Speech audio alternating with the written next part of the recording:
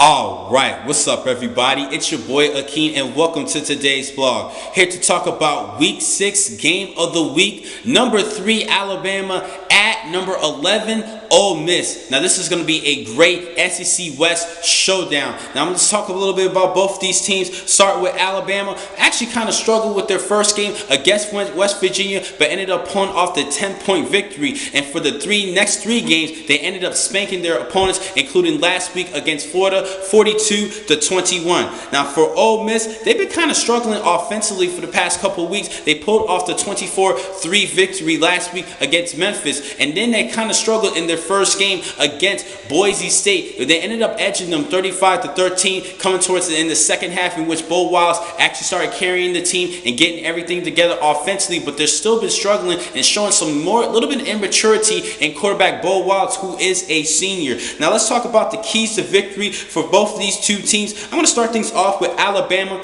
The supporting cast and the receivers, minus Amari Cooper, they're going to need to support Amari Cooper. We're going to be talking about Kenyon Drake, who's a good receiving running back, Christian Jones, DeAndrew Wright, who's been dealing with a shoulder injury. He has been limited to practice this week, still on the game time decision for this particular matchup. Number 2, on the defensive side, they're going to have to change up the schemes a lot in this matchup just to confuse Bo Wallace. Now, there was a couple of times last week against Memphis in which Bo Wallace threw incomplete passes and threw passes where the football should have been thrown to, because of his confusion and mischemistry with his offensive receivers and due to the defensive schemes on Memphis's defense. And I think this could be key for Alabama to prevent from to cause a couple of turnovers from Bo Wallace and throwing interceptions. And last but not least, they're gonna also have to do a good job in developing a good the linebacker corps is going to have to do a better job in supporting the defensive backs and stopping the receivers. Now the running backs for Ole Miss, they're not really big on running the football this season. They're more particularly on throwing the football as opposed to running. So for Ole Miss, they're going to have to develop some ground attack. But I think that Alabama pretty much have the rush attack, rush defense impact for this matchup. They're going to have to do more support in stopping the receiving corps from Ole Miss, including their top target and Laquan Treadwell. Now a good matchup for this game, Laquan Treadwell versus Landon Collins and that secondary,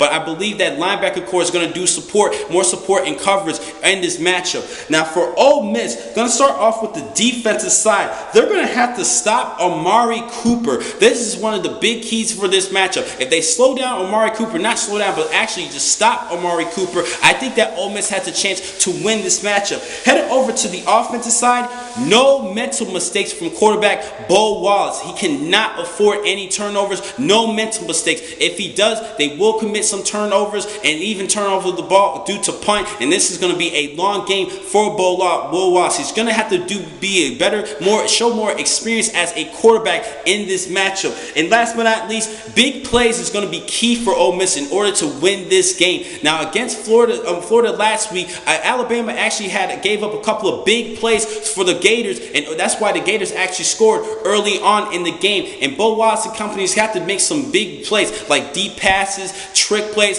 some help in special teams. This is going to be a major factor for Ole Miss to win this game. In order for Ole Miss to win this game, they're going to have a couple of big plays. I don't really see them really doing too well executing play after play, because like I said earlier, they've been very inconsistent in offense, and they're going to have to do a good job. They're going to have some big plays in order to win this game. And with that being said, the winner for this matchup, I'm going to have to go with Alabama, because their entire team looks a lot more crisp. Offensively, they have a good quarterback in Blake Sims, who's developing to become a better pocket passer, throwing the football to Amari Cooper and even spotting up other receivers, but Amari Cooper is his major target. Even though the Ole Miss defense is doing great, Cody Prewitt is a good safety, along with Landon Collins opposite from Alabama. Then they're going to have to worry about Amari Cooper in this matchup. And they do have a great, solid defense, but the offense has been very inconsistent and been struggling for the past couple of weeks. And because of that, I have to go with Alabama in this one, because they have a better